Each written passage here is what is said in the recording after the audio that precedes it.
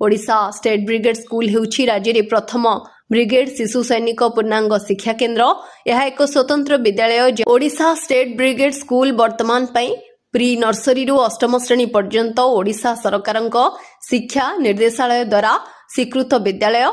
एही विद्यालय रे चलित शिक्षा वर्ष पई नाम लेखा चालू रहिछि। शिक्षा अधिकार आईन बलरी 25% छात्र छात्री संपूर्ण मागणा शिक्षादान करिपारिबे। एठारु छात्र छात्री माने टीसी नै इंग्राजी मीडियम और ओडिया मीडियम विद्यालय रे मध्य नाम लेखाई पारिबे।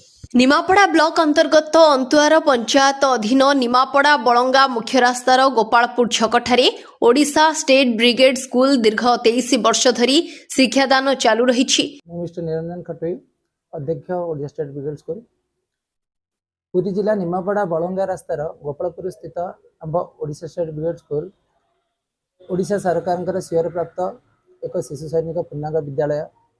2002 मसीहा ठारू एठारे निरवच्छिन्न भाव में शिक्षादान चालू रही।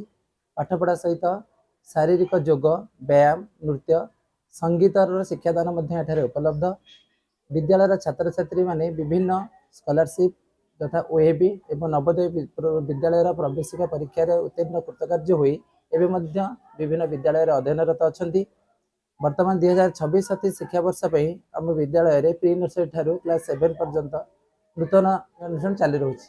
पिलार उज्जवल भविष्यत पई आज ही नाम लेखांतु Odisha state brigade school Gopalpur Nimapada. चलित शिक्षा वर्ष पई नाम लेखा चालू रही। तुरंत जोगाजोग करंतु।